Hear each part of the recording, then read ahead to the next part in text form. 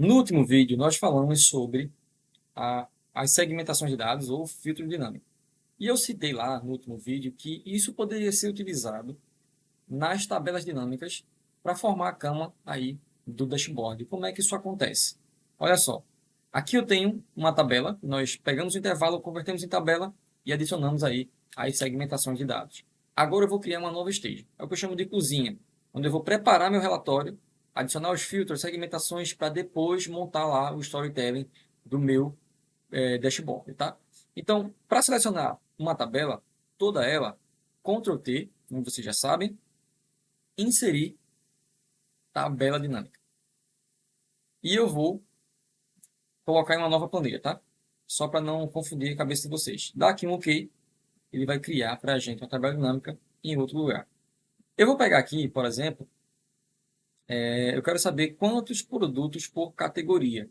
Então eu sei que todas essas linhas aqui, elas se repetem linha a linha com o valor pertinente ao produto. Então eu posso usar qualquer uma delas para contar. Eu vou usar aqui o ID. Ele vai fazer uma contagem. Então a minha tabela possui 30 linhas. Já consigo montar um gráfico aqui. Agora eu quero montar, por exemplo, preço unitário, quantidade vendida e total de vendas. Eu, para não perder tempo, vou selecionar aqui a minha tabela dinâmica, copio, coloco aqui ao lado, uma, duas, três vezes. Clico aqui na primeira que eu copiei e vou mudar onde tem ID, eu vou remover e vou colocar agora preço unitário.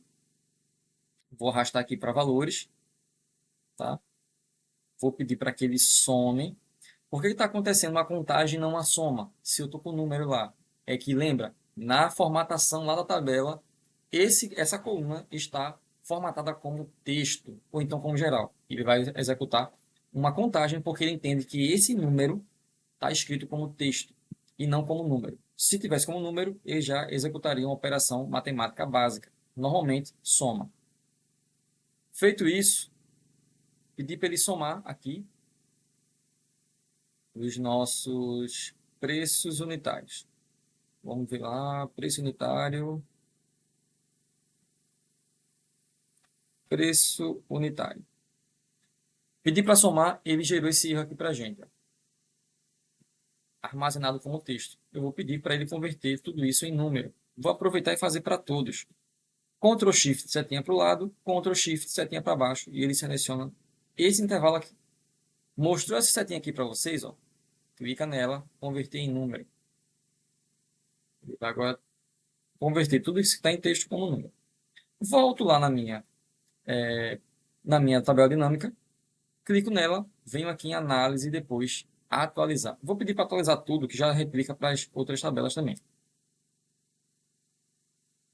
E olha só, a contagem que eu pedi para fazer uma soma, ele não estava entendendo porque era texto. Então, se eu pedir para somar A mais A, vai dar o quê? Nada, porque é texto. Então, só pode ser executada uma operação de contagem. Uma vez que eu fui lá, alterei e converti o texto em número, problema resolvido. Então, já fica atento que isso aqui pode acontecer com vocês, principalmente em exportações de dados, de banco de dados. Tá? Vamos lá, vamos seguir. Clico aqui na segunda tabela dinâmica, removo o ID e agora eu vou adicionar quantidade vendida. Clico na terceira, tiro o ID e coloco o total de vendas. E olha só, eu vou clicar na primeira tabela dinâmica, inserir e vou adicionar aqui um gráfico. Adicionei aqui um gráfico, clico no segundo, inserir, novo gráfico.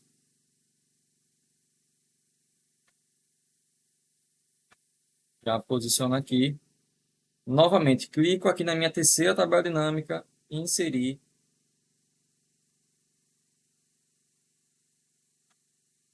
Maps. Não dá para fazer? Ok, não tem problema. Vamos seguir aqui com o de linhas, por exemplo. Tá? Gráficos apenas demonstrativos, tá, pessoal? Não estou aqui agora dando atenção para storytelling, nada disso. Vamos focar aqui na geração desses gráficos e a filtragem com os filtros dinâmicos. Então vamos lá. quarta segmentação, inserir. Vou pegar aqui mais um de barras. Adicionei. Pronto. Feito isso, eu vou clicar agora aqui em uma tabela dinâmica, como eu falei para vocês, assim como na tabela, que também vale a mesma regra. Eu posso adicionar uma segmentação de dados. Tá? Eu vou querer segmentar, por exemplo, pelo ID, que é a nossa classe, o nosso grupo 1 e grupo 2. Então tá aqui, ó. Ele criou para a gente um botão, um filtro dinâmico, e eu vou clicar para filtrar os meus gráficos. Observe aqui, apenas um gráfico está alterando quando eu aciono esse botão. Isso por que acontece? Porque eu criei uma tabela dinâmica, eu criei outras tabelas dinâmicas e elas não estão se comunicando. Como é que eu faço isso? Eu preciso dizer para essa segmentação que a informação vem da mesma base. Então, para que isso aconteça, você vai clicar com o botão direito do seu mouse, vai até